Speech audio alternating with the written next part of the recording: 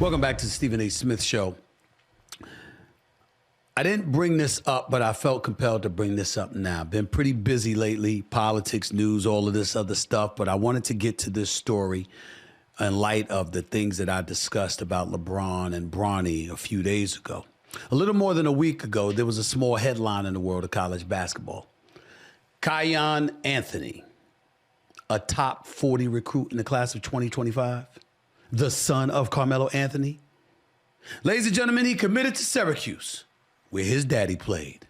For those of y'all who don't remember Carmelo Anthony, remember Jim Boeheim all of those years, 40 years he coached at Syracuse. He had Sherman Douglas and Derek Coleman and Billy Owens and all of these cats, okay? And let's not forget the greatest show in the history of college basketball, in my opinion, Dwayne Pearl Washington, okay? Anybody that knows basketball knows I'm right about that.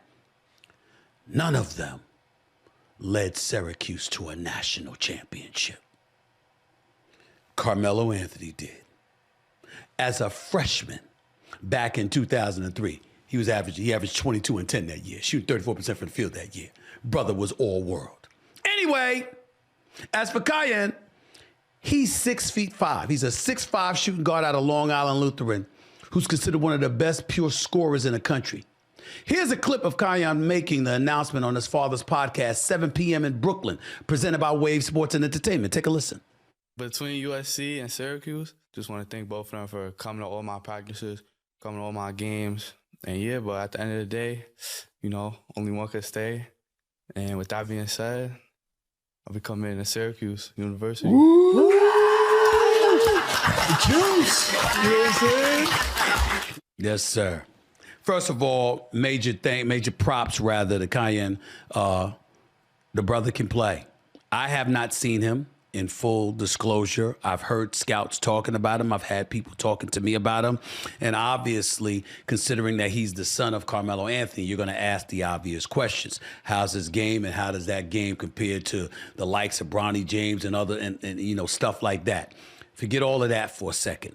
Let me first say, congratulations to this kid. The kid averaged 19.6 points on a Nike EYBL circuit in the spring, scoring 25 or more points in 4 of the 15 games he played. He was even more prolific at the Nike Beach Jam over the summer, averaging 21.8 points and 37.3% shooting from three-point range in 8 games, including a 40-point outing against the Mac Irvin Fire when he shot 15 of 19 from the field and 5 of 6 from three-point range. Just to give him a little bit more props, let me tell you what the scouting report is on him out of 247 Sports. It says he's skilled, smooth scorer, high volume shot taker and maker, plays with an aggressive scoring mentality and is constantly hunting buckets.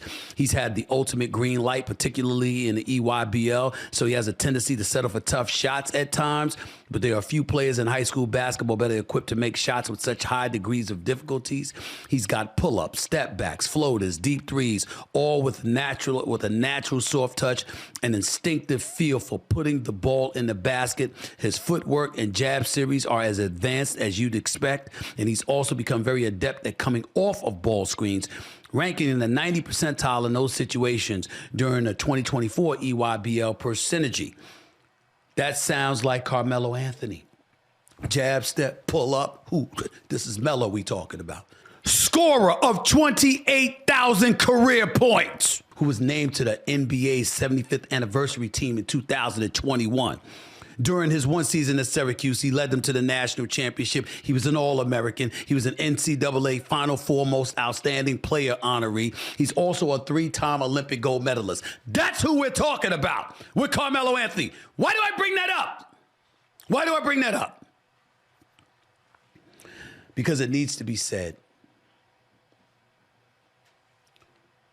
Melo is Melo, class personified, always a beautiful brother, always even-keeled.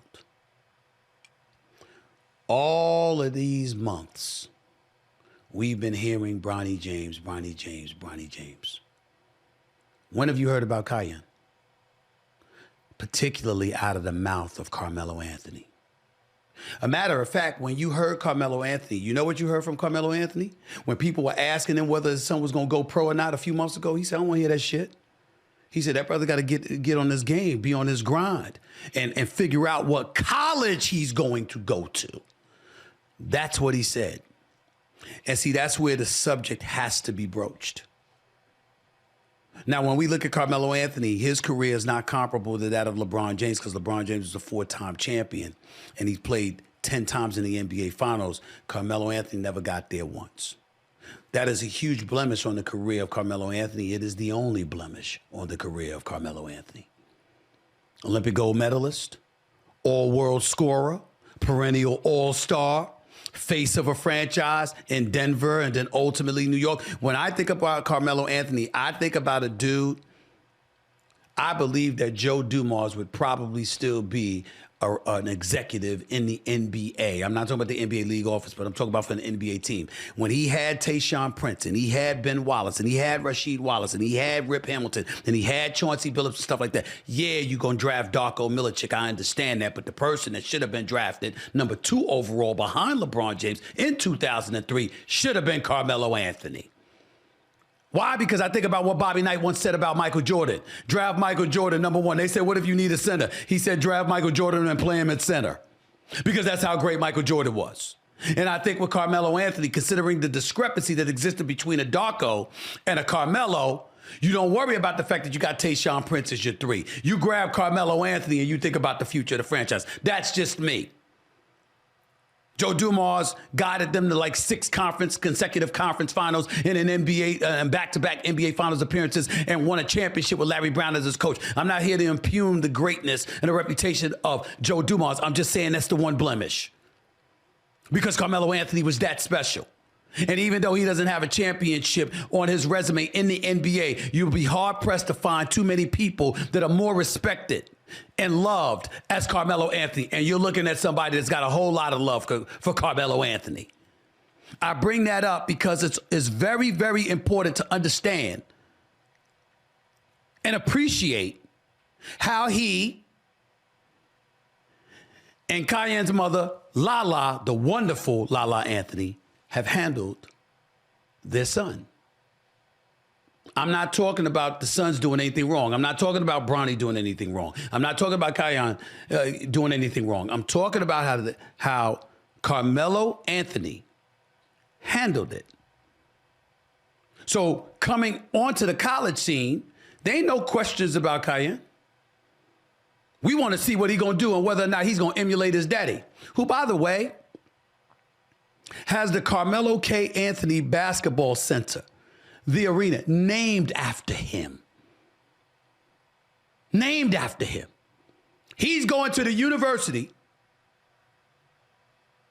He's going to the university where his father has a basketball center named after him, where his father is the only person in the history of the school to deliver a national championship. You have any idea how much pressure comes with that? Not only does he not care, I'm talking about Kiyan, not only does he not care, not only is he not looking forward to the challenge, there's no one out there who expects him to fail.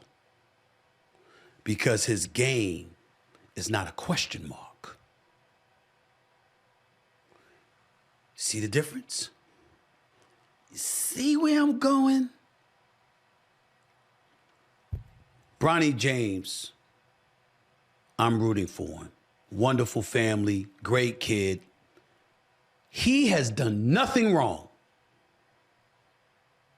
LeBron James, one of the top 2 players in the history of basketball. He's on the Mount Rushmore. He did nothing intentionally wrong. But he publicly stated he wanted to play with his son in the NBA. And then publicly made it happen. And so as a result, the criticism that has come Bronny's way has been excessive. And it has been unfair. And it has been cruel.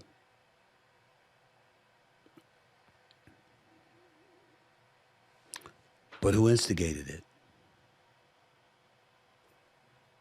It was LeBron. LeBron, guess what, ladies and gentlemen? Absolutely, pun intended. All he had to do was be mellow. It's the one time in LeBron's basketball life he should have been mellow. Pun intended. Don't say much. Do all you can to help his game grow, and then step back and let his game speak for him. So when he's elevated, no one has anything to say. But damn, that's his son. This brother, Kiyan, hasn't played a college game yet. He's going to Syracuse. And all of us are sitting there looking at him with the evaluation process that has taken place, with what scouts have seen, with the way his game has been dissected. We're expecting him to be an extension of his daddy. A 6'5" scoring machine with a jab step, with a pull-up, with a setup, with a J, with a 3.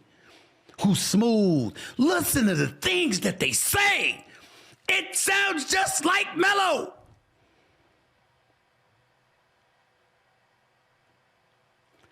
And they're the ones saying this, not Melo.